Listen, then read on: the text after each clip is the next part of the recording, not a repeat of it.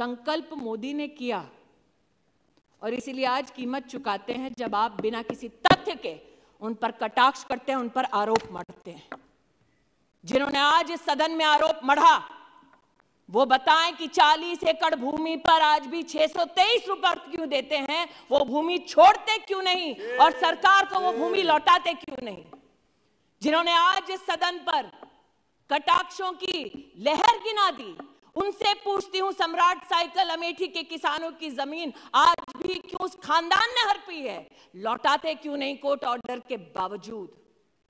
लेकिन ये मात्र जमीनों की बात नहीं है महोदय, कुछ और तथ्य हैं जो इनको शर्मसार करेंगे। जहां 50 साल एक खानदान ने प्रतिनिधि बनकर इस देश की संवैधानिक स्थानों पर कुर्सियों पर हक जताया, उन लोगों का उन्होंने क्या हश्र किया आज मैं बताना चाहती हूं।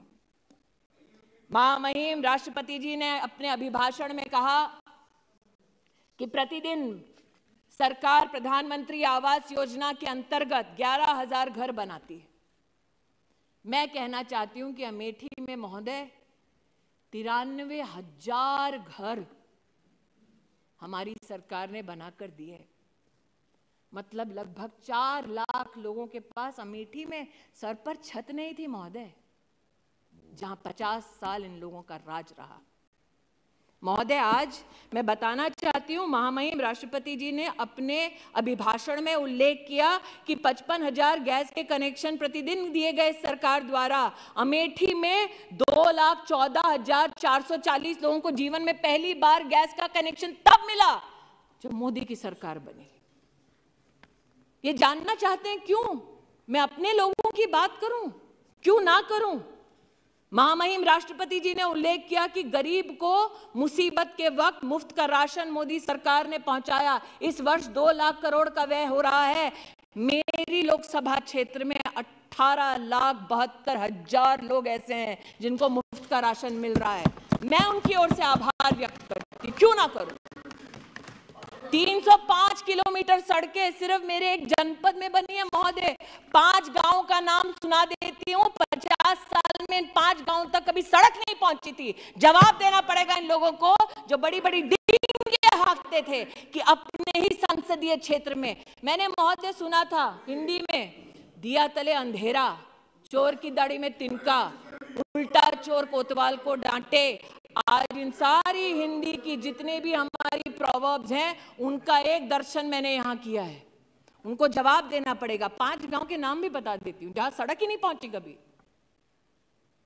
इसलिए महोदय आज महामहिम राष्ट्रपति जी के अभिभाषण पर आभार मैं इसलिए व्यक्त करती हूं कि देश में पहली बार आदिवासी समुदाय की एक बेटी को, एक महिला को राष्ट्र के सबसे उच्च संवैधानिक पद पर मात्र नरेंद्र भाई मोदी के प्रयासों से पहुंचाया गया। इतना ही संतोष नहीं कर रही हूं, मैं गौरव करती हूं इस बात का कि अगर आप समुचित सरकार का आदिवासी क्षेत्र के लिए बजट देखिए तो जब कांग्रेस की सरकार थी तो 19,000 करोड़ रुपया खर्चा करते थे, पूरी सरकार को कहते थे, और जब मोदी जी की सरकार बनी तो 88,000 करोड़ रुपया मात्र आदिवासी परिवारों के लिए हमारी सरकार ने व्यय किया।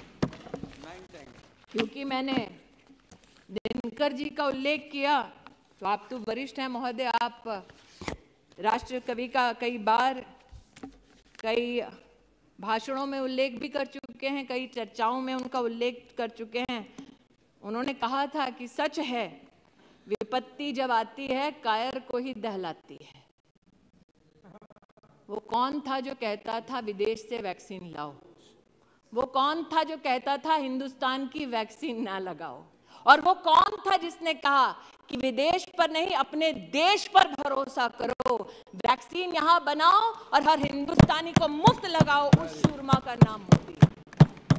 इसलिए आज इतना ही कहती हूं कि विघ्नों को गले लगाया, कांटों में राह बनाया, और इसीलिए कांटों में राह बनाने के लिए और भारत के नवनिर्माण के संकल्प के साथ संकल्पित अमेठी को भी आशीर्वाद देने के लिए मैं देश के प्रधान सेवक का आभार व्यक्त करती हूं, अभिनंदन करती हूं, और महामहिम राष्ट्रपति जी को इस सदन के माध्यम कहना चाहती हूँ पुनः कि वो सिर्फ महिलाओं का नहीं, सिर्फ आदिवासी परिवारों का नहीं, बल्कि राष्ट्र का गौरव है।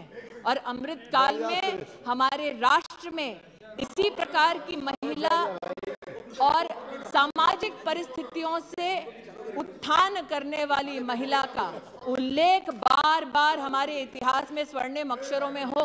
अमृत काल में मेरी प्रभु से यही प्रार्थना है। महामहिम राष्ट्रपति जी को बड़े गौरव के साथ चरणों में शीश झुका के उनके अभिभाषण के लिए आभार व्यक्त करती हूँ। श्री कार्ति चिदम्बरम जी,